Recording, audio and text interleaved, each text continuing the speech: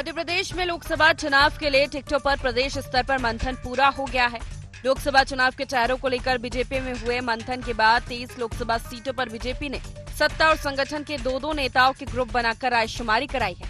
इस रायशुमारी में सामने आए नामों की मेरिट के आधार पर पैनल तैयार किया गया है। पैनल में शामिल इन्हीं नामों में से एक पर बीजेपी की केंद्रीय चुनाव समिति मुहर लगाएगी। लोकसभा चुनाव के लिए जो पैनल तैयार किया गया है उसमें भोपाल वीडी शर्मा, डॉक्टर नरोत्तम मिश्रा, सुमित पचौरी, शैलेंद्र शर्मा, आलोक संजय, मुरैना डॉक्टर नरोत्तम मिश्रा, नरेंद्र सिंह तोमर, गिरिराज दंडोतिया, राजीव दंडोतिया, ग्वालियर ज्योतिरादित्य सिंधिया, डॉक्टर नरोत्तम मिश्रा, कौशल शर्मा, जयभान सिंह पवैया, भिंड लाल सिंह आर्य, सुमन राय, मरती देवी, घनश्याम पिरोनिया, गुना ज्योतिरादित्य सिंधिया, केपी यादव, राघवेंद्र शर्मा, सागर गौरव सिरोठिया, हरबंस सिंह सुक्कू, राज बहादुर सिंह, राजगढ़ रोडमल नागर, हिरेंद्र सिंह बंटी बना, अंशुल तिवारी, मोना सुस्तानी, होशंगाबाद शिवराज सिंह चौहान, डॉक्टर राजेश शर्मा, दर्शन सिंह चौधरी, माधवदास अग्रवाल, अभिलाष मिश्रा, विदिशा शिवराज सिंह चौहान, रमाकांत भार्गव, मनोज कटारे, तोरण सिंह दांगी, श्याम सुंदर शर्मा, खंडवा ज्ञानेश्वर पाटिल, सुभाष कोठारी, छिंदवाड़ा नत्थन शाह कवरेती, डॉक्टर गगन कोल है, Tikamgarh Virendra Kumar, Gopal Rai, are Bharti Arya, Ashwini चढ़ार, Damoh Abhishek Bhargava Deepu, Rahul Singh Lodhi, Ramlal Patel, Sudha Malaiya, Vidyasagar Pandey, Dewas Mahendra Singh Solanki, Vijay Atwal, Manoj Parmar, Gopal Parmar, Rajendra Verma, Ujjain Anil Firojiya, Chintamani Malviya, Vijay Atwal, Balaghat doctor ढाल सिंह बिसेन, वैभव पवार, गौरीशंकर बिसेन, मंदसौर सुधीर गुप्ता, नानालाल अटोलिया, हितेश शुक्ला, पवन पाटीदार, रतलाम गुमान सिंह डामोर, दिलीप कुमार मखवाना, रीवा जनार्दन मिश्रा, पुष्पराज सिंह, गौरव तिवारी, सतना स्वप्ना वर्मा, राकेश मिश्रा, शंकर लाल तिवारी, सीधी कांत शीर्षदेव सिंह, शरदेंदु तिवारी, रीति पाठक, खरगोन सुमेर सिंह सोलंकी, अमृता सोलंकी, गजेंद्र सिंह पाटिल। भाजपा का दावा है कि वो कार्यकर्ताओं की रायशुमारी के बाद ऐसे प्रत्याशी उतारने जा रही है जिसके सामने कांग्रेस के उम्मीदवार टिक ही नहीं पाएंगे। भारतीय जनता पार्टी सामूहिक नेतृत्व में पूरे परिवार पर विचार करके निर्णय लेती है। मंडल स्तर तक रायशुमारी के बाद विभिन्न स्तरों पर चर्चा होगी और पार्लियामेंट्री बोर्ड इस पर निर्णय लेगा। अतिशीघ्र आपको 29 के 29 प्रत्याशी जो कांग्रेस को धूल चटाएंगे, जमानत जब्त कराएंगे, बहुत जल्दी वो सूची आपके सामने होगी। वहीं कांग्रेस दिल्ली में चल रही भाजपा की बैठकों पर तंज कस रही है। कांग्रेस का कहना है कि भाजपा में उम्मीदवारों के नाम पर्ची से निकाले जाते हैं। हमारे यहाँ प्रक्रिया चलती है, पैनल कांग्रेस वर्किंग कमेटी के पास जाते हैं, उसके बाद नामों पर विचार होता है।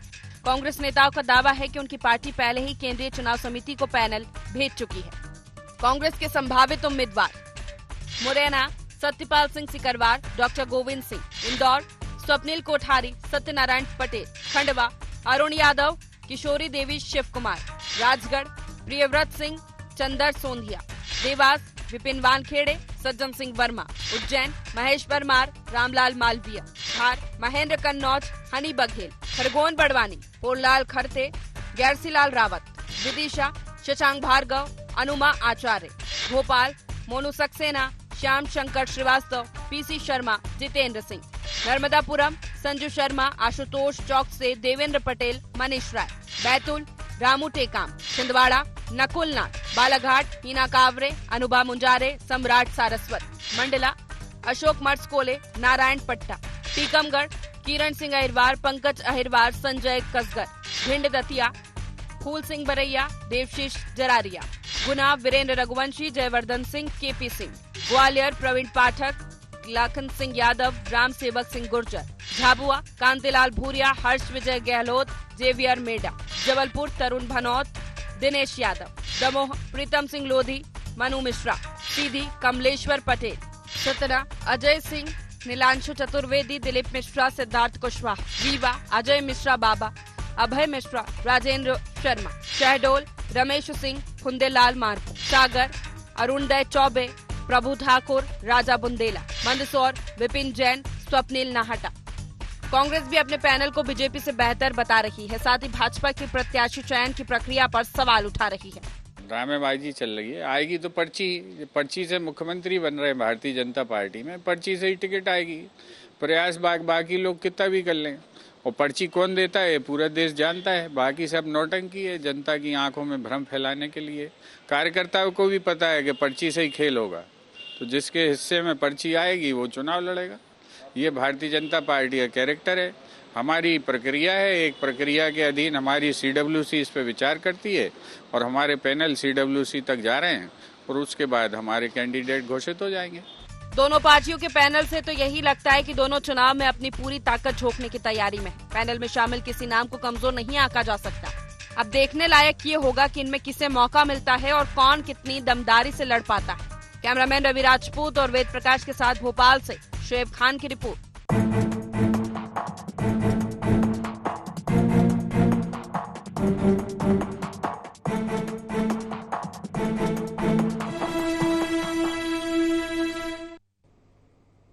नमस्कार, IND एजेंडा पैनल तैयार नाम का इंतजार में आपका स्वागत है। मैं हूं राजेश सक्सेना। आज इसी विषय पर चर्चा करेंगे, बातचीत करेंगे, लेकिन पहले एक नजर एजेंडा पॉइंट्स पर। रायशुमारी से टिकट तय करने के भारतीय जनता पार्टी और कांग्रेस के दावों में है कितना दम? पीढ़ी परिवर्तन या हार की आशंका मौजूदा सांसदों से क्यों पिंड छुड़ा रही भारतीय जनता पार्टी? टिकट वितरण में क्षत्रपवाद की छाप से मुक्त हो पाएगी कांग्रेस? पैनल देखकर किसके उम्मीदवार फिलहाल दिख रहे दमदार? तो ये महत्वपूर्ण एजेंडा पॉइंट्स है जिसके इर्द गिर्द आज की हमारी ये चर्चा होगी। और अब जिस तरह से जो समय है वो लोकसभा चुनाव का और तारीखों के ऐलान से पहले, चाहे सत्ताधारी दल भारतीय जनता पार्टी हो और विपक्ष में बैठी कांग्रेस, उम्मीदवार चयन को लेकर जो एक्सरसाइज है, जो मशक्कत है, वो लगातार जारी है।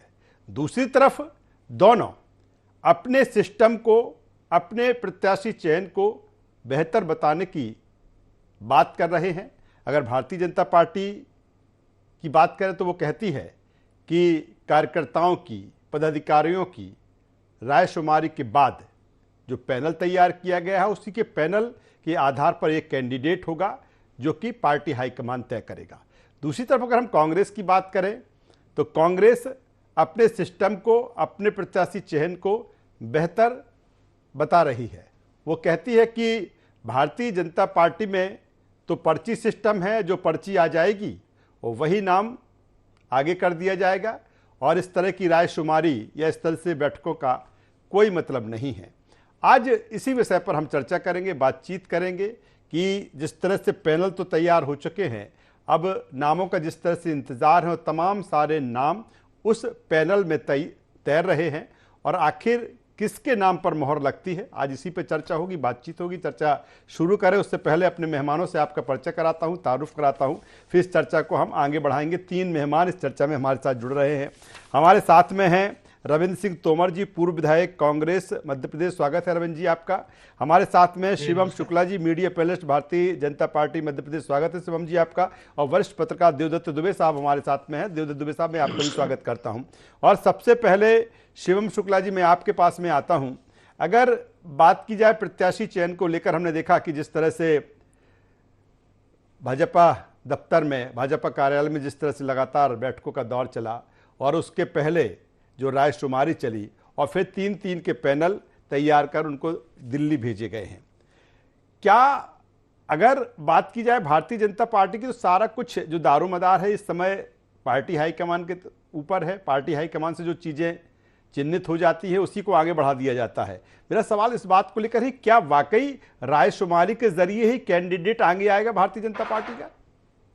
देखिए, सबसे पहले मैं सभी दर्शकों को नमस्कार करता हूं। जो सबसे अव्वल बात है, भारतीय जनता पार्टी एक लोकतांत्रिक प्रक्रिया को मानने वाला राजनीतिक संगठन है जिसमें नीचे के स्तर की कार्यकर्ता की आकांक्षा को समझने के पश्चात जो नेतृत्व निर्णय लेता है उसको शिरोधार्य किया जाता है। तो स्वाभाविक तौर पर जब प्रत्याशी चयन की बात आती है तो हर चुनाव से पहले भारतीय जनता पार्टी में जो मंडल के कार्यकर्ता होते हैं, जिले के स्तर पर सक्रिय कार्यकर्ता होते हैं, उनसे रायशुमारी की जाती है, उनका सुझाव लिया जाता है कि वह किन नामों पर सहमति बना रहे हैं। तो कार्यकर्ता के बीच कौन सा नेता स्वीकार्य है, और इसके साथ ही साथ जनता में भी सर्वे पार्टी के द्वारा अलग अलग तरीके से कराए जाते हैं, नेतृत्व के पास उनकी रिपोर्ट होती है।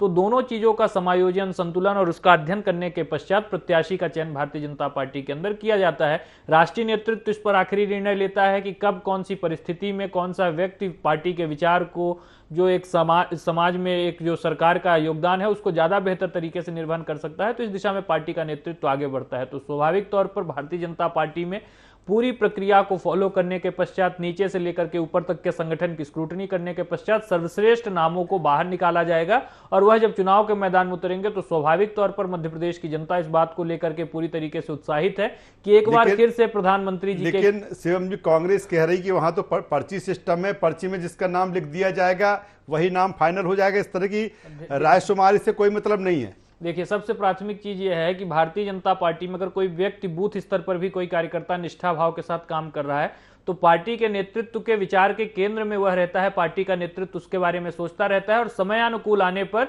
वहां पर उसको अवसर दिया जाता है और जनता के बीच में उसकी कितनी स्वीकार्यता हो सकती है, कितनी लोकप्रियता हो सकती है, उसको वह प्रतिबिंबित करके दिखाता है। कांग्रेस में क्या होता है, कुछ सीटें कुछ परिवारों के लिए रिजर्व कर दी गई हैं। कोई सामान्य बूथ स्तर का कार्यकर्ता, मंडल स्तर का कार्यकर्ता, ब्लॉक स्तर का कार्यकर्ता उन पदों तक कभी सोच भी नहीं सकता। इसलिए यह दोनों दलों की एक जो विचारधारा है, दोनों दलों की जो एक सोच है, उसका यह एक बेसिक सा अंतर है। भारतीय जनता पार्टी में जहां प्रत्येक कार्यकर्ता हर पद तक पहुंचने की कुव्वत रखता है, आज प्रधानमंत्री जी भी उस पद पर बैठे हैं तो आरएसएस के प्रचारक थे। उसके पश्चात भारतीय जनता पार्टी में जिले की इकाई में काम किया, प्रदेश की इकाई में काम किया, राष्ट्रीय टीम में काम किया, मुख्यमंत्री रहे, प्रधानमंत्री के पद तक पहुंचे। तो ये चीजें भारतीय जनता पार्टी में ही संभव हैं। चलिए, तो एक जिस तरह से भारतीय जनता पार्टी कह रही कि एक आम कार्यकर्ता भी ऊपर आ सकता है और एक आम कार्यकर्ता को भी पार्टी टिकट दे सकती है और इसलिए तमाम सारी कवायद, तमाम सारी रायशुमारी। मैं सीधे रविंद्र सिंह तोमर जी के पास में आता हूं। कांग्रेस के वरिष्ठ नेता हैं, पूर्व विधायक हैं। रविंद्र सिंह जी वो कह रहे हैं कि पूरी पारदर्शिता के साथ पूरे सारे जो पैमाने हैं उस पर, और वो कह रहे हैं जो हमारी आइडियोलॉजी है, जो विचारधारा है और जो हमारा सिस्टम है, कहीं ना कहीं एक आम कार्यकर्ता भी हमारा किसी भी पद पर पहुंच सकता है। और आप वो कह रहे हैं कि एक से एक दमदार कैंडिडेट आपके सामने उतारे जाएंगे, वो टिकेंगे नहीं बिल्कुल आपके कोई भी कैंडिडेट। क्या कहेंगे रविंद्र सिंह जी? सिंधिया जी कौन से मंडल स्तर पर काम कर चुके हैं भाजपा में? किस मंडल पे काम किया उन्होंने? विचारधारा की बात कर रही है भारतीय जनता पार्टी, इनकी कोई विचारधारा नहीं रही। अभी हमारे जो कांग्रेस के प्रवक्ता जी कह रहे थे कि पर्ची सिस्टम है, वही हो गया है। और मैं आपको बताना चाहता हूं, भारतीय जनता पार्टी का मूल जो कार्यकर्ता है इस समय बहुत उपेक्षित है, उपेक्षित महसूस कर रहा है अपने आप को। इस समय कार्यकर्ता में बहुत मायूसी है क्योंकि उसको पता है उसकी कोई सुनने वाला नहीं है। 20 साल से मध्य प्रदेश में सरकार है भारतीय जनता पार्टी की। स्वयं भारतीय जनता पार्टी का कार्यकर्ता मायूस है, जनता भी मायूस है कि आखिर आप ये समझिए कि ये भारतीय जनता पार्टी का ही चाल चेहरा सामने आता है। मध्य प्रदेश में अभी चुनाव हुआ विधानसभा का, 200 सीटें जब डाक मत पत्र खुलते हैं तो 200 विधानसभाओं में भारतीय जनता पार्टी हारती है, कांग्रेस जीतती है। और जब ईवीएम मशीन से वोट खुलते हैं तो भारतीय जनता पार्टी को बढ़त मिलती है। तो ये भारतीय जनता पार्टी का लोकतंत्र है। ईवीएम की अगर बात करो तो वो गलत है, अगर बेरोजगारी भ्रष्टाचारी की बात करो तो गलत है। मैं कह रहा हूं भारतीय जनता पार्टी के यहाँ जो इस समय डिक्टेटरशिप चल रही है, फरमान किसको टिकट देना है किसको नहीं देना ये दिल्ली तय करेगा, कार्यकर्ता तय नहीं करेगा। जबकि कांग्रेस में उसके उलट है। कांग्रेस में आम कार्यकर्ता को भी सम्मान मिलता है और टिकट देकर के उसको चुनाव लड़ा सकते हैं, एमएलए। लेकिन रविंद्र जी आपके तो बड़े जितने नेता हैं वो कहीं ना कहीं चुनाव लड़ने से ही मना कर रहे हैं कि हमें नहीं लड़ना है, और यही कारण है कि आपके पीसीसी चीफ जीतू पटवारी को कहना पड़ा कि हम आधे से ज्यादा युवाओं को टिकट देंगे। मुझे तो नहीं लगता किसी ने मना किया है। कौन सा ऐसा नाम है बता दो किसने मना किया है? किसने मना किया है? भाई टिकट लेने के लिए लोग कांग्रेस में बराबर प्रयासरत हैं, और जो है, जो जनता जिनको स्वीकार कर रही है, जिन सर्वे में जो चीजें आ रही हैं, कार्यकर्ता पसंद कर रहे हैं, कार्यकर्ता कह रहे हैं कि ये जिताऊ उम्मीदवार को टिकट दिया जाएगा, तो उसमें तो कोई मना करने का विषय ही नहीं है। और पार्टी जिसको टिकट दे देगी उसको लड़ना है, क्योंकि पार्टी, कांग्रेस पार्टी, ये गांधी के विचारों पे चलने वाली पार्टी है। कहने को तो बहुत कुछ है, अपने अपने दल की प्रशंसा सब करते हैं, बात प्रशंसा की नहीं है। अगर विचारधारा की बात करो तो असली लोकतंत्र किसी दल में है तो वो कांग्रेस पार्टी में है। और आज से नहीं, आजादी के आंदोलन से लेकर के आज तक का इतिहास उठा लो, इतना त्याग और तपस्या कांग्रेस का है, भारतीय जनता पार्टी का कहाँ है? कार्यकर्ता की बात कर रहे, कार्यकर्ता उपेक्षित है। मैंने अभी उदाहरण दे दिया आपको, सिंधिया जी आए, सीधे उनको सेंट्रल मिनिस्टर बनाया गया। वो कौन से मंडल पे काम किया उन्होंने, कौन से सेक्टर में काम किया है? तो ये कहने की बात अलग है, करने की बात। चलिए आता हूँ रवि सिंह जी, मैं दोबारा आपके पास में आऊंगा। देवदत्त दुबे साहब के पास में आ जाता हूँ। देवदत्त दुबे साहब, किस रूप में देखें इन तमाम सारी कवायतों को, तमाम सारी एक्सरसाइज को? क्योंकि भारतीय जनता पार्टी भी जिस तरह से कह रही है कि हर कसौटी पर कसा जाएगा, रायशुमारी होगी, पैनल तैयार होगा, और कार्यकर्ता जिसको कह देंगे, जो पदाधिकारी हैं वो जिसको कह देंगे, वही सर्वमान्य कैंडिडेट होगा भारतीय जनता पार्टी की तरफ से। लेकिन जिस तरह से कांग्रेस कह रही है और जिस तरह की जो चीजें दिखती हैं कि जो दिल्ली तय कर देता है वही फाइनल हो जाता है, किस रूप में देख इस रायशुमारी को, एक्सरसाइज को? वाकई इसी पैरामीटर्स पर, इसी पैमाने पर कसा जा रहा है कैंडिडेट्स को? देखिए, ये राजनीतिक दल है, ये कोई सज्जन शक्ति या भजन मंडलियों का वो नहीं है ग्रुप। ये साम दाम दंड भेद और आखिर में जीत के लिए सब कुछ करते हैं। ये इनके लिए जीत ही सर्वोपरि होती है। कोई भी दल हो, कार्यकर्ता कितनी आवाज उठाएगा, कितने कार्यकर्ताओं की रायशुमारी हुई। एक अपेक्षित कार्यकर्ताओं की सूची बनाई गई थी जिला स्तर पर, लोकसभा स्तर पर, उसमें 100-200 लोग जो आमंत्रित किए गए थे, 3-3 नाम उनसे मांगे गए थे। तो ये ठीक है कि लोकतांत्रिक प्रक्रिया दिखाना है, चुनाव भी कैसे होते हैं राजनीतिक दलों में ये भी हम देखते हैं। तो ये सब कहने के लिए है, लेकिन अंततः पार्टी हाईकमान वही करता है, क्योंकि कार्यकर्ता तो किसी को भी नाम दे देगा अपने जिसके संबंध उसके आधार पर। लेकिन जो मैनेजमेंट के में राजनीतिक दल जो काम कर रहे हैं, उनके इतने सर्वे होते हैं, उनकी इतनी प्रक्रियाएं हैं, और उनको चुनाव जिताना है। जब सर्वे में खिलाफ रिपोर्ट आ रही थी तब मध्य प्रदेश में मोदी की गारंटी कही गई, और मोदी की गारंटी यानी राष्ट्रीय नेतृत्व को चुनाव जिताना था, और उन्होंने जिताया। तो जो चुनाव जिताता है वो फैसले भी लेता है। आपने देखा होगा भी कई राज्यों में मुख्यमंत्री के चयन को, जैसे वो वीडियो, आजकल सोशल मीडिया का जमाना, सब वायरल हो जाता। वसुंधरा को पर्ची दी तो वो हकबक रह गई, यहाँ भी पर्ची दी, छत्तीसगढ़, तीनों जगह पर्ची दी मुख्यमंत्री की। वैसे नियम कानून क्या है कि विधायक दल की बैठक में नाम रखा जाए, सर्वसम्मति या कोई प्रस्ताव, वो सब है। तो ये कोई ये किसी एक दल की बात नहीं है। कांग्रेस के समय में भी ऐसा ही होता था जब उनका रुतबा था पंचायत से लेके पार्लियामेंट तक। आज जरूर कांग्रेस कुछ दिखा रही हो, लेकिन एक समय कमलनाथ कहाँ से आए थे छिंदवाड़ा लड़ने, कलकत्ता से सीधे, सबसे सुरक्षित सीट थी उस समय आ गए। बाद में वो अपनी कसौटी पे खड़े उतरे, ये बात अलग है। तो ऐसे कई फैसले दलों में होते रहे, और ऐसे ही फैसले होंगे, क्योंकि ये तो एक राजनीतिक दल है जिनको केवल जीत कैसे मिलेगी वो चाहिए हमें, साम दाम दंड भेद, जैसे भी चाणक्य नीति जो भी है। लेकिन इसके बावजूद भी यदि ये दल इतना संकोच करते हैं कि हमें इस प्रक्रिया को पूरा करना है, कार्यकर्ताओं की रायशुमारी करना है, तो उससे करा रहे। और उससे एक ये भी हो जाता कि चार्ज हो जाता, तो कार्यकर्ता थोड़ा उसका स्वाभिमान बढ़ जाता, करे हमसे पूछा जा रहा है। हम जब पर्ची लिखवाने की बात आती है तो जो टिकट के दावेदार रहते हैं वो थोड़ा सा उनसे कहते हैं यार हमारा नाम भी लिख देना, पहले नंबर पे लिख देना, तो थोड़ा उनको महत्व बढ़ जाता है। तो ये सब है, जैसे माँ बाप लड़के लड़की को शादी जहाँ होती तय कर लेते, लेकिन जीजा फूफा और भी जो रिश्तेदार है सबको बताते हैं कि ये यहाँ करना है, आपकी राय क्या है, इसमें कैसा करना है। आज चलिए, बेहतर बात देवदत्त दुबे साहब आप कर रहे हैं। एक बार फिर शिवम शुक्ला जी के पास में आ जाता हूँ।